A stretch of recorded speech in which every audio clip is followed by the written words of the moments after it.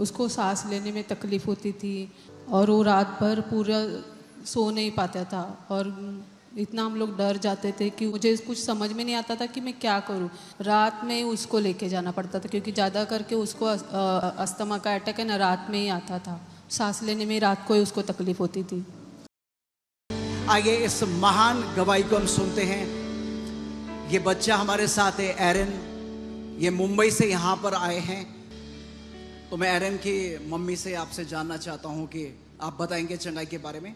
एरन जब उसका जन्म हुआ तो 2-3 महीना उसको थोड़ा सा तकलीफ़ होता था, लेकिन हम लोग ने उसको जब डॉक्टर के पास में दिखाया और फिर डॉक्टर उसको घड़ी घड़ी नाक में पाइप डालते थे। वो पाइप यहाँ तक जाता था और पूरा उसका बलगम निकालते थे और फिर डॉक्टर यही किया करते थे और उसको हमेशा महीने में 2-3 बार हम लोगों को लेके जाना पड़ता था। कितने महीने का था एरन जब ये समस्याएं शुरू हुई थी? 3-4 महीने का था। और तब से जब ये 3-4 महीने तब से शुरू हो तब गई से थी शुरू हुआ। तो उसमें क्या क्या होता था? उसको सांस लेने में तकलीफ़ होती थी और उसके छाती के बीच में एक खड्डा पड़ता था और वो रात भर पूरा सो नहीं पाता था और इतना हम लोग डर जाते थे कि उसको बिल्कुल भी सांस लेने के लिए तकलीफ़ होती थी और मुझे कुछ समझ में नहीं आता था कि मैं क्या करूं, क्योंकि क्या होता है उसको मुझे भी नहीं समझ पाती थी। जी, तो जब आप बता रहे थे नायर हॉस्पिटल आप इनको लेके गए, जब डायग्नोस किया गया तो डॉक्टर्स ने क्या बोला था? डॉक्टर बोले कि इसको ये आपको नेबुलाइज देना पड़ेगा। दिन में 3 बार 4 बार आपको इसको देना ही है। और वो जो देते थे वो अस्तालिन का था। जब वो देते थे ना तो वो पूरा दिन नींद में ही सोता रहता था और फिर मैं डर जाती थी कि ये पूरा दिन सोते रहता। तो जब डॉक्टर से बात किया तो डॉक्टर बोले कि ये अस्तालिन का पावरफुल दवाई है, तो ये पूरा दिन रात सोने में ही रहता। तो नॉर्मल दवाइयों से कुछ नहीं होता था, बहुत ही पावरफुल मेडिसिन उसे देने पड़ती थी।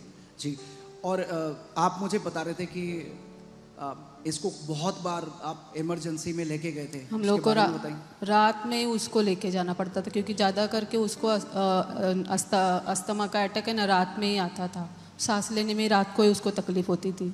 जी, और डॉक्टर्स ने आपको ये भी बोला था कि नेबुलाइजर की मशीन आप घर पे लगा के रखिए। हाँ, क्योंकि हर समय जरूरत पड़ सकती है कभी भी। जी, हम लोग को डॉक्टर ने बोला था कि क्योंकि मैं हमेशा रात को 2 महीने में 3-4 बार तो उसको लेके ही जाती थी। फिर डॉक्टर बोले कि तुम घड़ी घड़ी हमारे पास में आते हो, उससे अच्छा तुम एक काम करो, एक नेबुलाइज़र की मशीन ले लो। तो हम लोगों ने खुद नेबुलाइज़र की मशीन लाई और उन्होंने हमें जो दवा लिख के दी थी हम लोग उसे घर पे लाके उसको जब भी तकलीफ होती तो वही नेबुलाइज़र की दवाई से नेबुलाइज करते थे। तो जब आर्यन जैसे बड़ा होने लग गया तो फिर उसके बाद डॉक्टर ने क्या सजेस्ट किया था फिर आपको? फिर उसके बाद में डॉक्टर जब ये बड़ा हो गया तो डॉक्टर बोले कि आप घड़ी घड़ी उसको नेबुलाइज़र अभी थोड़ा बंद कर दो, आप इसको पंप चालू कर दो। तो पहला एक पंप चालू किया, वो उसको 3 महीने चालू रखा और फिर दूसरा एक बड़ा मतलब ज़्यादा पावरफुल वाला रहता है ना, वो पंप चालू कर दिया। तो हर समय पंप कैरी करता था? हाँ, हर समय उसके लिए मैं हमेशा पंप के मतलब जैसा स्टॉक रहता है तो उसके बैग में, स्कूल के बैग में पंप रहता था, मेरे बैग में रहता था, घर में रहता था, कहीं अगर किसी दोस्त के साथ में या पड़ोसी के साथ में उनके यहाँ भी मुझे रखना पड़ता था। जी, और आप मुझे बता रहे थे कि बहुत बार ऐसे अटैक्स उसे आते थे जी, जिसकी वजह से सांस लेने में जैसे आपने बताया बहुत ज़्यादा दिक्कत एरन को हो जाती थी।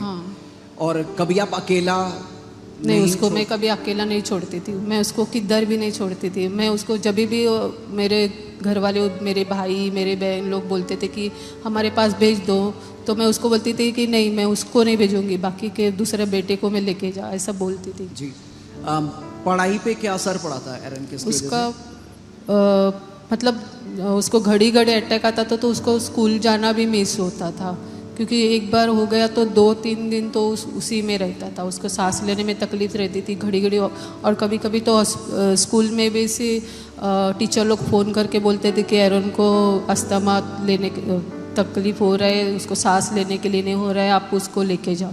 तो मैं काम पर से कभी रहती थी, कभी बाहर रहती, तो वैसे मुझे भाग के जाना पड़ता था। और इसकी वजह से और क्या समस्याएं होती थी एरन को? उसको सांस लेने में तकलीफ होती थी, पूरा पूरा बॉडी उसका पेन होता था, ढीला पड़ जाता था और फिर उसके आँखें भी पीली पीली हो जाती थी। बहुत से लोग मुझे बोले कि इसको पीलिया हो गया होगा, कई लोग बोले उसके किडनी में कुछ प्रॉब्लम हो गया होगा, आप चेक कर लो। मैंने सब जगह पे चेक किया था और जो डॉक्टर उसके हैं उनको भी दिखाया था, तो वो बोले कि ये अस्थमा की वजह से ही हो गया है, तो उसका कोई इलाज नहीं है। आप मुझे बता रहे थे खाने पीने में भी बहुत परहेज था इसके? डॉक्टर ने उसको सब खाने के लिए मना कर दिया था, जो जूसी फ्रूट मना कर दिया था, दही और कोल्ड ड्रिंक, आइसक्रीम, बार कुछ भी खाने से उसको मना कर दिया था। कुछ भी ठंडी चीज़ें बिल्कुल नहीं खा पाता था? बिल्कुल नहीं खा सकता था। कोल्ड ड्रिंक में उसको गैस पे गरम करके कटोरी में कोल्ड ड्रिंक गरम करके फिर बोतल में डालती थी, वो देती थी। आइसक्रीम रूम टेम्परेचर पे लाके उसको खिलाना पड़ता था। फिर वो रोता था कि सब लोग तो ठंडा खाते हैं और मुझे गरम खाना पड़ता। मुझे कभी कभी रोना आता था कि सब बच्चे नॉर्मल खाना मतलब खाते हैं और मुझे ऐसा ही होता था। उसके बाद एरन के ज़िंदगी में प्रभु यीशु मसीह की एंट्री हो गई। फिर क्या हुआ था बताइए? आपकी बहन ने बताया था? जी, मेरी एक छोटी बहन है आरती करके, आरती सुतार, वो FOLJ में जुड़ी हुई है। अभी मैं जब भी प्रार्थना में नहीं थी तो उसने मुझे प्रभु के बारे में बताया। हम लोग पहला मुझे प्रभु के बारे में पता था, लेकिन ये अधिकार, प्रभु की शिक्षा, ये सब कुछ नहीं पता था। कितने साल से आप लोग प्रभु को जानते थे? कितने साल से? मैं 8 साल से दूसरे जगह पे जाती थी। वहाँ पे मैं प्रभु को विश्वास करती थी, लेकिन अधिकार, प्रार्थना कैसा करते हैं, हमें कैसे हम प्रभु के बेटे हैं, खास करके प्रभु ने हमें सारी चीज़ों के अधिकार दिए, ये कुछ पता नहीं था मुझे। परिवार इस बात को ध्यान से सुनिए, 8 साल से कलीसिया में निरंतर लगातार वो लोग जाते थे, लेकिन वचन की सच्ची शिक्षा अंदर नहीं थी, अधिकार नहीं जानते थे, तो एक हारा हुआ जीवन ये लोग जी रहे थे। बहन बता रही थी कि लगातार ये चर्च में जाते तो थे, लेकिन चंगाई के लिए कभी विश्वास नहीं कर पाए, क्योंकि पता ही नहीं था कि अपनी चंगाई किस तरह से ली जाती है। तो उसके बाद क्या हुआ? उन्होंने आपको बोला कि आपने ऑनलाइन देखना शुरू किया FOLJ के बारे में? उसने मुझे घड़ी मुझे ना अपोस्टल जी के वीडियो भेजती थी, मुझे बोलती थी कि सिस्टर ये देख लेना, इसमें मैंने 1-2 बार जब वो देखा तो मुझे बहुत अच्छा लगा। और फिर जब गए साल में जो उपवास प्रार्थना थी, तो मैंने ऑनलाइन ही उसमें क्या सीखा आपने जब आप देखने लगे? जब मैं ऑनलाइन देखना शुरू किया तब सुबह की प्रार्थना होती थी, दोपहर शाम की प्रार्थना होती थी, और उसमें हमने अपोस्टल जी जैसे हम लोग को अधिकार कैसे लेते हैं और हमें प्रभु के बारे में क्या हमारे जीवन में कार्य होते हैं, हम किसके संतान हैं। नहीं तो मुझे तो पता ही नहीं था। मुझे ऐसा सिखाया, जो हम जाते थे वहाँ पे हमें ऐसा सिखाने मतलब मिला कि अगर हमने कुछ गलत किया तो प्रभु हमसे नाराज़ होंगे।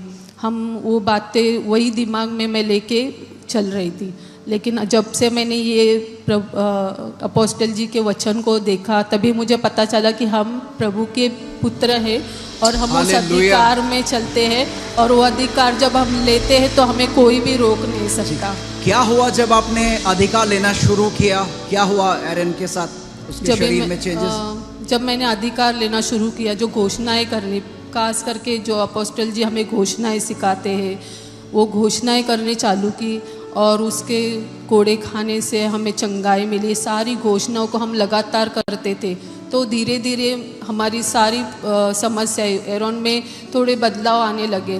वो जैसे स्कूल में बास्केटबॉल खेलता है तो मैं उसको मना करती थी कि मत खेलना, लेकिन वो बोलता मुझे कुछ नहीं होता है।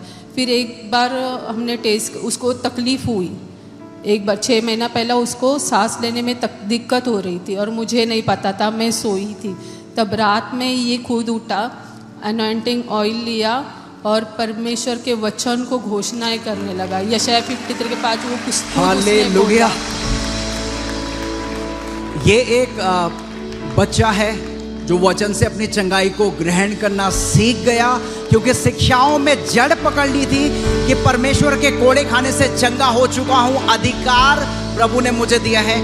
बहन मुझे बता रही थी कि जब ये FOLJ में जुड़ गए थे और अपोस्टल जी की शिक्षाओं को सुनने लगे, वचन में पढ़ने लग गए, तो जो अस्थमा के अटैक की फ्रीक्वेंसी थी वो बहुत कम हो गई, अटैक्स पूरे कम हो गए। और जैसे वो बता रही हैं कि खुद से एरन ने घोषणा करना शुरू किया, उस दिन के बाद से जब आप वचन में बढ़ने लगे, और अपोस्टल जैसे बोलते हैं कि आप आते रहिए, सुनते रहिए, आपको पता ही नहीं चलेगा, आप चंगे हो जाएंगे। उसके बाद क्या हुआ था? पूरी रीति से चंगा हो गया? अरे वो पूरी रीति से चंगा हो गया। तब हमने गवाही भी दी, तो हमने डॉक्टर के पास में टेस्ट करवाया, तो उसकी सारी रिपोर्ट नॉर्मल आ गई। हालेलुया। ये एरन की अभी की रिपोर्ट है, पूरी तरीके से बचपन का जो एस्थमा था वो चंगा हो गया है, नेबुलाइजर जो लेता था वो छूट गया है, पंप जो लेता था वो पूरी तरीके से छूट गया है। आज ब्रीदिंग का कोई भी दिक्कत एरन को नहीं है। नॉर्मल बच्चों की तरह हर एक फिजिकल एक्टिविटी वो कर सकता है। आइए प्रभु की महिमा करें, पिता का धन्यवाद करें। ये जिंदा गवाही जो प्रभु ने हमारे बीच में की है, और इस परिवार के लिए हम धन्यवाद करते हैं।